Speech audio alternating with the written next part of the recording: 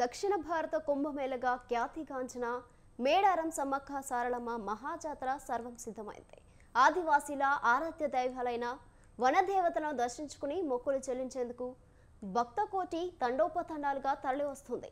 ఇవాటి నుంచి 4 రోజుల పాటు అంగరంగ వైభవంగా మేడారం జాతర జరగనుంది.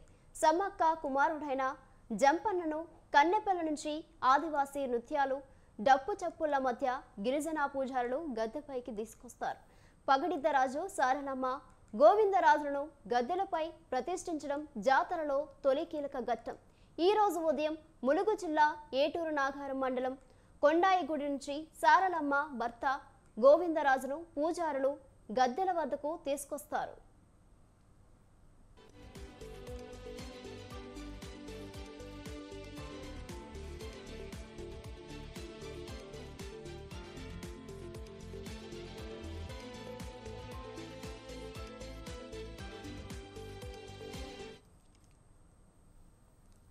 ఆచారం ప్రకారం సమ్మక్క తనయుడు జంపన్న గద్దెపైకి చేరుకున్నాడు. కన్నెపల్లిలో కొలువైన జంపన్నను సంప్రదాయబద్ధంగా గద్దెపైకి తీసుకొచ్చారు. కర్ర డాలును జంపన్నకు ప్రతిరూపంగా కొలుస్తారు.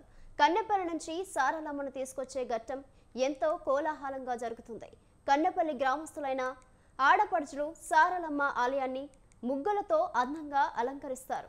సాయంత్రం అమ్మవారిని పూజారులు ఊరేగింపుగా గద్దెల వద్దకు తీసుకొస్తారు. రేపు చిలకలగుట్టుపై ఆదివాసీ పూజారులు ప్రత్యేక పూజలు పూర్తి చేశాక ఊరేగింపుగా గద్దెల వద్దకు తీసుకొచ్చి సమ్మక్కను ప్రతిష్ఠిస్తారు. శుక్రవారం నిండు జాతర కాగా శనివారం దేవతల వన ప్రవేశంతో మేడారం జాతర ముగుస్తుంది. దీనిపై మరింత సమాచారం మా ప్రతినిధి సుధాకర్ ఫోన్లో అందిస్తారు. సుధాకర్. థ్యాంక్ యూ నిత్య.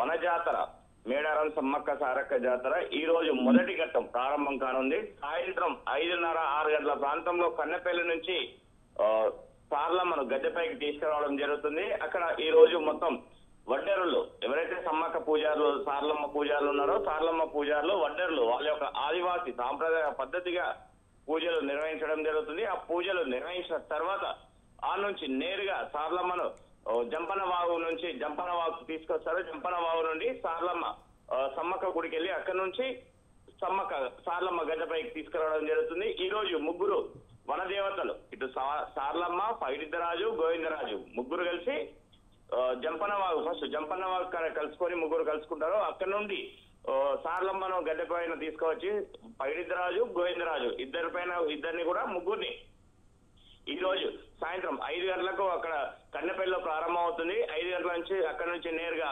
సారలమ్మ గద్దెపైకి రావడానికి సుమారు 9 నుంచి 10 గంటల రాత్రి 9-10 గంటల ప్రాంతంలో గద్దెపైన ప్రదర్శించడం జరుగుతుంది. అమ్మవారి రూపం అయితే ఏముండదు. అమ్మవారిని యొక్క కుంకుమ భరణి రూపంలోనే తీసుకొని వచ్చి గద్దెపైన కొలువు తీర్చడం జరుగుతుంది. దీంతో పాటు ఈ రోజు మొదటి ఘట్టం పూర్తి అవుతుంది. ఇట్లనే చూసుకుంటే మొత్తం మేడారం వరంగల్ చుట్టుపక్కల వరంగల్ నగరమే కాకుండా రాష్ట్ర వ్యాప్తంగా దేశవ్యాప్తంగా కూడా మొత్తానికి ప్రతి ఒక్క గ్రామం నుండి ప్రతి ఒక్కరు ఏ దారి చూడు రహదారి మొత్తం మేడారమే అవుతుంది. గతంలో కికర్ణ అరణ్యమే ఉన్న ఒక మేడారం ఈ రోజు జనజాతరగా మొత్తం అక్కడ ఎక్కడ చూడు సుమారు మేడారం గద్దెల ప్రాంతం నుండి సుమారు ఎటు చూసిన 3 నుంచి 4 కిలోమీటర్లు మొత్తం జనమే అవుపడుతుంది. ఎక్కడ చూడు మేడారం తల్లులను దర్శించుకోవడానికి భక్తులతోనే మొత్తం మేడారం ప్రాంతమే మేడారం మొత్తం జనజాతరగా మొత్తం అవపడుతుంది. ఇదే క్రమంలో పోతే దీంతో పాటు ఇవాళ సారలమ్మను గద్దెపైకి తీసుకురావడం జరుగుతుంది. రేపు సాయంత్రం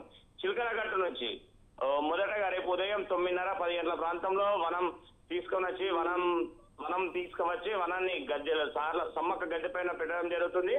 అక్కడ నుండి పూజారులు అంతా చిలకలగట్టుకు వెళ్ళి చిలకలగట్టు నుండి సాయంత్రం 5-6 గంటల ప్రాంతానికి సమ్మక్కను చిలకలగట్ట నుంచి కిందికి తీసుకురావడం జరుగుతుంది. అక్కడ కిందికి తీసుకొచ్చినాక పోలీసు అంటే మన తెలంగాణ సాంప్రదాయ పద్ధతిగా పోలీసు వారికి అందరం స్వాగతం పలుకుతారు.